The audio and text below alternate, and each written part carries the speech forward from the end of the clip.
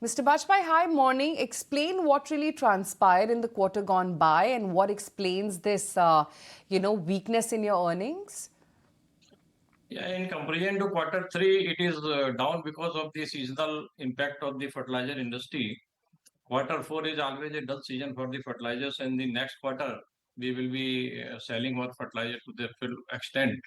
However, if you see the BioY basis, the full year result, we have surpassed the numbers of the last year. There is a revenue from operation stood at 9,534 crores, a 4% YOY growth over 9,155 crores during the previous year.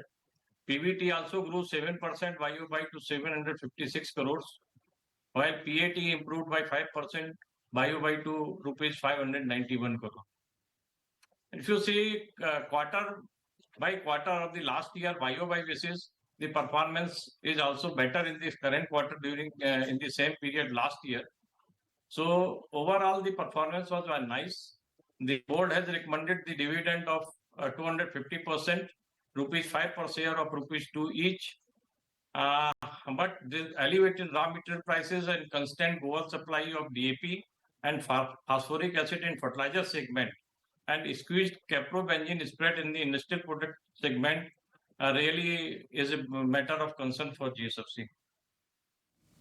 All right. Hi, good morning, Mr. Bajpai. This is Shrishti also joining in. So you did highlight some of the concern factors right now and where are the raw material prices headed. But give us some sense that how is demand shaping up with the early onset of the monsoon? What is that you're factoring in? And in the next upcoming quarters, how do you see the demand build up?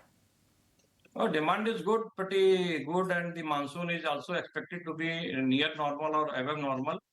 But only the worry is the phosphoric acid prices and the DAP prices in the international market, which is a cause of concern. But we have geared up for production of DAP at our Sikka unit near Jamnagar and also importing the DAP from the international market. The government is also very quick to resolve the issues of the pricing. And as per the information we are getting, the government will compensate the losses and provide a good margin to the fertilizer companies by 4% return on the cost of sales. So all in all, it is a good season coming in the next quarter, and we hope that we'll be having a good sales and the profit in the next quarter. All right, but Mr. Bajpai, just on the point that you were just highlighting, that the government is also keenly looking in to what's really been happening within the phosphorus price and is also keen to take some actions there. By when do you expect this compensation to actually happen? And what we are getting to hear from the sources is that there could be some hike in the subsidy as well. So give us some sense there that what exactly is the government thinking on what lines, and by when do you actually expect the action to pan out? Actually, the subsidy rates has been increased by 20% to 25% with effect from 1st of April by the government, but this is not suffice. And again, the international prices of DAP has risen to near about $700 per metric ton. So government is coming out as per the information received by the fertilizer industry with some sort of compensation by way of the losses to be incurred by the companies. So still we are awaiting for the notification, but soon the government will come out the final version of the notification. But on all, we are with the government and DOF, and as soon as we receive or the notification, we will be getting the much more DAP imports into coming to the India, and we are also producing in our Sikka unit, so there will not be any scarcity of the DAP. What I perceive. How much compensation is the industry really asking for? Because you just highlighted that on 1st of April there has already been a 20% hike. So what is the industry demand in terms of the compensation? No, these prices of the phosphatic fertilizers of DAP and PA, these prices are decided on the quarterly basis. So what happened? The government subsidy is decided on biannually basis, means two times in a year. So whatever the subsidy is decided by the government, if the prices again increased in the international market, then there is a losses to the fertilizer industry. So what industry is really demanding that there should not be any loss. As soon as the prices of the international market which to which MRP and the subsidy matches and at least break even to the industry, so we are comfortable. All right, and also Mr. Bajpai, since you just highlighted a lot of factors that are at play with respect to demand and the raw material prices, but give us some sense that where do you see the margins headed from here on, because they're already at a lower level of 4.2%.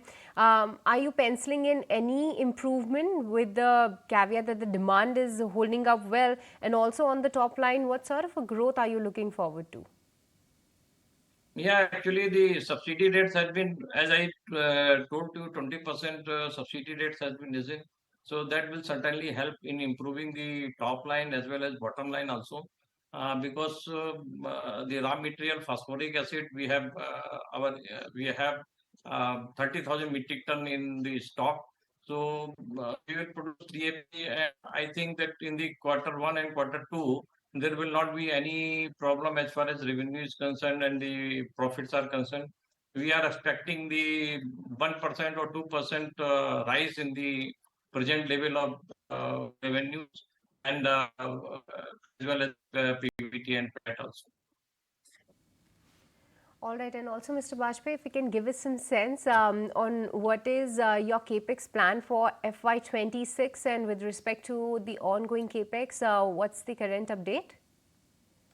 Yeah, actually, we have capitalized one solar power project, 15 megawatt capacity at Charakna, which has just now commissioned, and we will be getting the cheaper power from that solar power plant.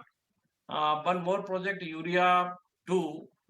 These guaranteed test runs are on the verge of completion, and the project will be commissioned during the current month itself. So we will be getting the lesser energy consumption, what is decided by the government. So that will be meeting the government requirement as well as consumption of the energy will be lesser.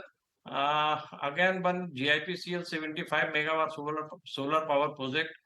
We have invested 50 crores odd figure to the GIPCL equity, and we will be getting 37.5 megawatt solar power.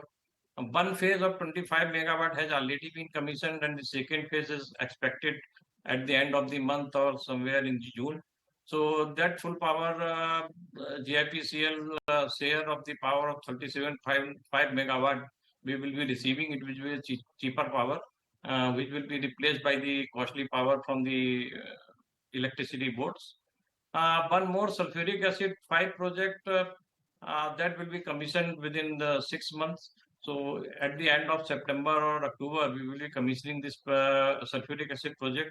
Sulfuric acid prices are very high, so that we are putting up this facility for our own consumption to meet the phosphatic and fertilizer like APS and ammonium sulfate fertilizers, so that sulfuric acid requirement can be fulfilled internally by captive consumption mode. Right, Mr. Bajpai, thank you so much for your time today. Good to speak with you on the show.